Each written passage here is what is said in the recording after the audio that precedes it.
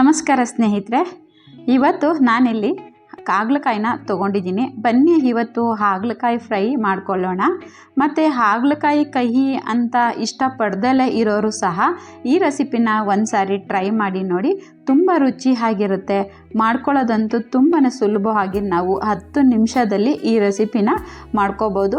ನಾನಿಲ್ಲಿ ಒಟ್ಟು 1/4 kg ಹಾಗಲಕಾಯಿನ ತೊಗೊಂಡಿದ್ದೀನಿ. ಈ ರೀತಿಯಾಗಿ ಸ್ಲೈಸಾಗಿ ಹಾಗಲಕಾಯಿನ ಕಟ್ ಮಾಡ್ಕೊಳ್ತಾ ಇದ್ದೀನಿ. ನಾವು ವಾರಕ್ಕೊಂದು ಸಾರಿ ಈ ರೀತಿಯಾಗಿ ಹಾಗಲಕಾಯಿನ ಅಡುಗೆಯಲ್ಲಿ ಬಳಸ್ಕೊಂಡು ಸೈಡ್ ಡಿಶ್ ಆಗಿ ನಾವು ರೆಸಿಪಿನ ಮಾಡಿಕೊಂಡು ತಿನ್ನೋದ್ರಿಂದ ಆರೋಗ್ಯಕ್ಕೆ ತುಂಬಾ ಸಹಾಯವಾಗುತ್ತೆ. ಏಕೆಂದರೆ ಹಾಗಲಕಾಯಿಯಲ್ಲಿ ನಮಗೆ ಆಂಟಿ ಆಕ್ಸಿಡೆಂಟ್ಗಳು ಹೇರಳವಾಗಿದೆ ಮತ್ತು ಜೀರ್ಣಕ್ರಿಯೆಗೆ ಸಹಾಯ ಮಾಡುತ್ತೆ, ರಕ್ತದಲ್ಲಿ ಸಕ್ಕರೆ ನಿಯಂತ್ರಣವನ್ನು ಮಾಡೋದಕ್ಕೆ ಸಹಾಯ ಮಾಡುತ್ತೆ ಮತ್ತು ತೂಕ ನಿವಾರಣೆ ಸಹಾಯ ಮಾಡುತ್ತೆ ಮತ್ತು ಚರ್ಮಕ್ಕೂ ಕೂಡ ಸ್ಕಿನ್ಗೆ ತುಂಬಾ ಒಳ್ಳೆಯದು ಹಾಗಲಕಾಯಿ. ಹಾಗಾಗಿ ನಾವು ಹಾಗಲಕಾಯಿನ ಊಟದಲ್ಲಿ ವಾರಕ್ಕೊಂದು ಸಾರಿ ಈ ರೀತಿಯಾಗಿ ಪಲ್ಯನ ಮಾಡಿಕೊಂಡು ತಿನ್ನೋದ್ರಿಂದ ತುಂಬಾ ಒಳ್ಳೆಯದು. ರುಚಿಯಂತೂ ತುಂಬಾ ಇಷ್ಟ ಆಗೋ ಅಷ್ಟು ರುಚಿಯಾಗಿರುತ್ತೆ ಸ್ನೇಹಿತರೆ. ಈ ರೀತಿಯಾಗಿ ನೀವು ಈ ರೆಸಿಪಿನ ಮಾಡಿ ನೋಡಿ. ನಾನು ಒಟ್ಟು ಎಲ್ಲ ಹಾಗಲಕಾಯಿನೂ ಈ ರೀತಿಯಾಗಿ ಕಟ್ ಮಾಡ್ಕೊಂಡಿದ್ದೀನಿ.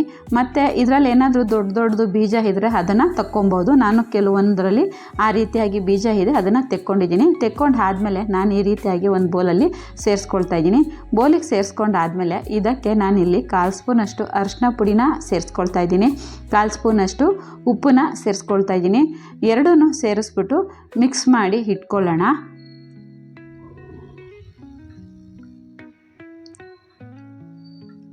ಉಪ್ಪು ಮತ್ತು ಅರಿಶಿನ ಎರಡೂ ಹಾಗಲಕಾಯಿ ಒಂದು ಹಾಗೆ ಈ ರೀತಿಯಾಗಿ ಮಿಕ್ಸ್ ಮಾಡಿ ಸೈಡ್ಗೆ ಇಟ್ಕೊಳ್ಳೋಣ.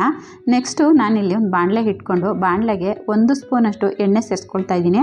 ಎಣ್ಣೆ ಬಿಸಿ ಆದಮೇಲೆ ನಾನಿಲ್ಲಿ 2 ಸ್ಪೂನಷ್ಟು ಧನಿಯಾ ಮತ್ತು 3 ಸ್ಪೂನಷ್ಟು ಕಡಲೆಬೇಳೆನ ಸೇರಿಸ್ಕೊಳ್ತಾ ಇದ್ದೀನಿ. ಇದೆರಡೂ ನಾವು ಸಣ್ಣ ಉರಿಯಲ್ಲೇ ಹುರ್ಕೋಬೇಕು.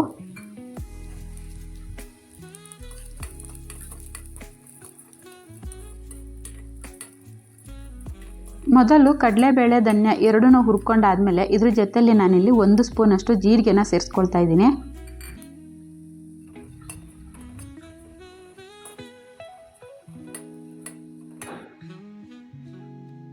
ಜೀರಿಗೆನ ಒಂದು ರೌಂಡ್ ಹುರ್ಕೊಂಡು ಆದಮೇಲೆ ಇದಕ್ಕೆ ನಾನಿಲ್ಲಿ ಒಂದು 15 ಪೀಸಷ್ಟು ಬೆಳ್ಳುಳ್ಳಿನ ಬಿಡಿಸಿಟ್ಕೊಂಡಿದ್ದೀನಿ. ಅದನ್ನು ಸೇರಿಸ್ಕೊಂಡು ಹುರ್ಕೊಳ್ತಾ ಇದ್ದೀನಿ.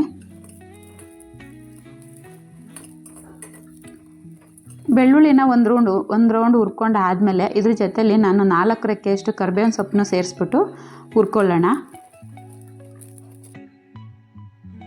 ಇಷ್ಟು ಹುರ್ಕೊಂಡು ಆದಮೇಲೆ ನಾನು ಫ್ಲೇಮ ಆಫ್ ಮಾಡ್ಕೊಳ್ತೀನಿ. ಇದು ಆಗಿದೆ.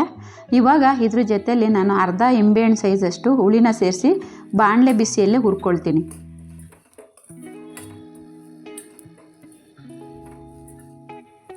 ಈ ರೀತಿಯಾಗಿ ಮಿಕ್ಸ್ ಮಾಡ್ಕೊಂಡ್ಮೇಲೆ ನಾನು ಇದನ್ನು ತಣ್ಣಗಾಗೋದಕ್ಕೆ ಒಂದು ಪ್ಲೇಟ್ಗೆ ಸೇರಿಸ್ಬಿಟ್ಟು ಸೈಡ್ಗೆ ಇಟ್ಕೊಳ್ಳೋಣ. ಇದು ಕೂಲ್ ಆಗಲಿ. ನೆಕ್ಸ್ಟು ನಾನು ಇಲ್ಲೊಂದು ಬಾಣಲೆ ಇಟ್ಕೊಂಡಿದ್ದೀನಿ. ಬಾಣಲೆಗೆ 1 ಸ್ಪೂನಷ್ಟು ಎಣ್ಣೆನ ಸೇರಿಸ್ಕೊಳ್ತಾ ಇದ್ದೀನಿ. ಎಣ್ಣೆ ಕಾಯ್ದ ಮೇಲೆ ಇವಾಗ ನಾನು ಮಿಕ್ಸ್ ಮಾಡಿ ಇಟ್ಕೊಂಡಿರೋಂತಹ ಹಾಗಲಕಾಯಿನ ಎಣ್ಣೆಯಲ್ಲಿ ಸೇರಿಸ್ಕೊಳ್ಳೋಣ.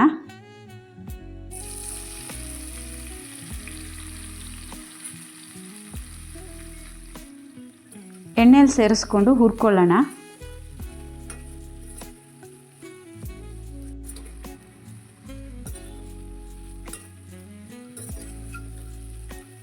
ಎರಡು ನಿಮಿಷ ಈ ರೀತಿಯಾಗಿ ಹುರ್ಕೋಬೇಕು.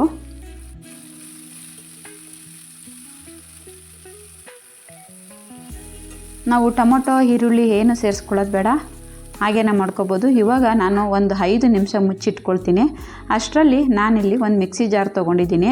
ನಾನು ಪ್ಲೇಟಲ್ಲಿ ತಣ್ಣಗಾಗಲಿ ಅಂತ ಹುರಿದು ಇಟ್ಕೊಂಡಿರೋಂಥದ್ದನ್ನ ಸೇರಿಸ್ಬಿಟ್ಟು ಪೌಡರ್ ಮಾಡ್ಕೊಳ್ಳೋಣ. ಧನಿಯಾ ಕಡಲೆಬೇಳೆನೆಲ್ಲ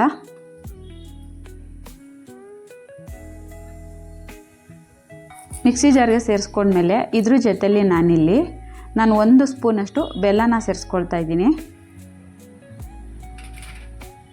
ಮತ್ತು ನಾನಿಲ್ಲಿ 1/4 ಸ್ಪೂನಷ್ಟು ಇಂಗನ್ನ ಸೇರಿಸ್ಕೊಳ್ತಾ ಇದ್ದೀನಿ. ಖಾರಕ್ಕಂತೇಳ್ಬಿಟ್ಟು ನಾನಿಲ್ಲಿ ಖಾರದ ಪುಡಿನ ಸೇರಿಸ್ಕೊಳ್ತಾ ಇದ್ದೀನಿ 1 ಸ್ಪೂನಷ್ಟು.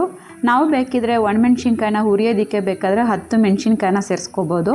ನಾನು ಖಾರದ ಪುಡಿನ ಸೇರಿಸ್ಕೊಳ್ತಾ ಇದ್ದೀನಿ. ಇವಾಗ ಇದನ್ನು ಪೌಡರ್ ಮಾಡ್ಕೊಳ್ಳೋಣ. ನಾನು ಈ ರೀತಿಯಾಗಿ ಪೌಡರ್ ಮಾಡ್ಕೊಂಡಿದ್ದೀನಿ ನೋಡಿ. ಈ ರೀತಿಯಾಗಿ ನುಣ್ಣಗೆ ಎಲ್ಲನೂ ಸೇರಿಸ್ಬಿಟ್ಟು ಪೌಡರ್ ಮಾಡ್ಕೊಬೇಕು. ಇದು ಸೈಡ್ಗೆ ಇಟ್ಕೊಳ್ಳೋಣ. ನಾನು ಮುಚ್ಚಿಟ್ಕೊಂಡಿರೋಂಥ ಹಾಗಲಕಾಯಿ ಇವಾಗ ತೆಗೆದು ನೋಡಿದ್ರೆ ನೋಡಿ ಎಷ್ಟು ಚೆನ್ನಾಗಿ ಬೆಂದಿದೆ. ಸ್ಟೀಮಲ್ಲೇ ಅದು ಬೆಂದೋಗುತ್ತೆ. 5 ನಿಮಿಷ ನಾನು ಮುಚ್ಚಿಟ್ಕೊಂಡಿರೋದ್ರಿಂದ ಆ ಸ್ಟೀಮ್ ನೀರು ಬಂದುಬಿಟ್ಟು 5 ನಿಮಿಷದಲ್ಲಿ ನೋಡಿ ಈ ರೀತಿಯಾಗಿ ಹಾಗಲಕಾಯಿ ಬೆಂದಿದೆ.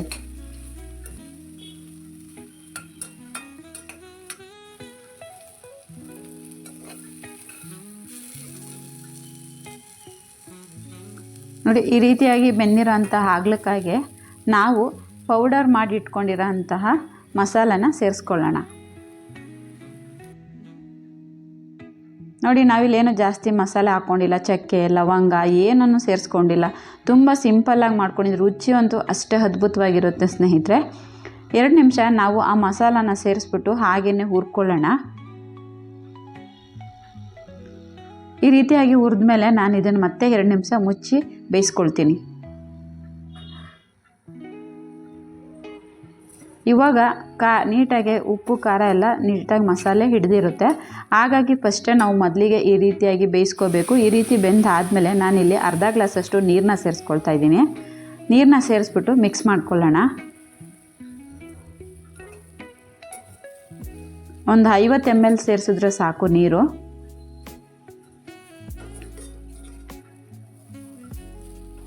ಇವಾಗ ಇನ್ನೂ ಸ್ವಲ್ಪ ನಮಗೆ ಉಪ್ಪು ಬೇಕು ಅಂತ ಅನಿಸ್ತಿದೆ. ಹಾಗಾಗಿ ನಾನಿಲ್ಲಿ ರುಚಿಗೆ ತಕ್ಕಷ್ಟು ಉಪ್ಪನ್ನ ಸೇರಿಸ್ಕೊಳ್ತಾ ಇದ್ದೀನಿ. ನಾನು ಆವಾಗಲೇ ಅರಿಶಿನ ಪುಡಿ ಜೊತೆಲಿ ಅರ್ಧ ಸ್ಪೂನಷ್ಟು ಉಪ್ಪನ್ನ ಸೇರಿಸಿದ್ದೆ. ಇವಾಗ ನೋಡ್ಕೊಂಡಿದ್ದು ಮತ್ತೆ ನಾನು ಉಪ್ಪನ್ನ ಸೇರಿಸ್ಕೊಳ್ತಾ ಇದ್ದೀನಿ. ಉಪ್ಪನ್ನ ಸೇರಿಸಾದ್ಮೇಲೆ ನೀಟಾಗಿ ಎಲ್ಲನೂ ಮಿಕ್ಸ್ ಮಾಡಿಬಿಟ್ಟು ನಾನು ಮತ್ತೆ ಇದನ್ನು 2 ನಿಮಿಷ ನೀಟಾಗಿ ಉಪ್ಪು ಖಾರ ಎಲ್ಲವೂ ಒಂದು ಹಾಗೆ ನಾನು ಮುಚ್ಚಿಬಿಟ್ಟು ಬೇಯಿಸ್ಕೊಳ್ತೀನಿ.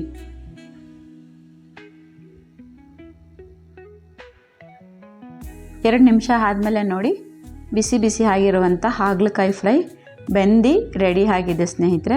ತುಂಬಾ ಸಿಂಪಲ್ಲಾಗಿ ಮಾಡ್ಕೋಬೋದು. ನೀವಿನ್ನೂ ನಮ್ಮ ಚಾನಲ್ನ ಸಬ್ಸ್ಕ್ರೈಬ್ ಮಾಡ್ಕೊಂಡಿಲ್ಲ ಅಂದರೆ ಸೌ ಕಿಚನ್ ಯೂಟ್ಯೂಬ್ ಚಾನಲ್ನ ಸಬ್ಸ್ಕ್ರೈಬ್ ಮಾಡ್ಕೊಳ್ಳಿ. ನೋಡಿ ಬೆಂದಿದೆ. ಘಮ ಅಂತ ಪರಿಮಳ ಅಂತೂ ತುಂಬಾ ಚೆನ್ನಾಗಿ ಬರ್ತಿದೆ. ನನಗೆ ಅದು ನೋಡ್ತಿದ್ರೇ ಬಾಯಲ್ಲಿ ನೀರು ಬರುತ್ತೆ, ಅಷ್ಟು ಟೇಸ್ಟಿಯಾಗಿರುತ್ತೆ. ಒಂದು ಸ್ವಲ್ಪನೂ ಕಹಿನೇ ಇರೋದಿಲ್ಲ ಸ್ನೇಹಿತರೆ. ಬನ್ನಿ ಇವಾಗ ಒಂದು ಬೌಲ್ಗೆ ಸರ್ವ್ ಮಾಡ್ಕೊಳ್ಳೋಣ.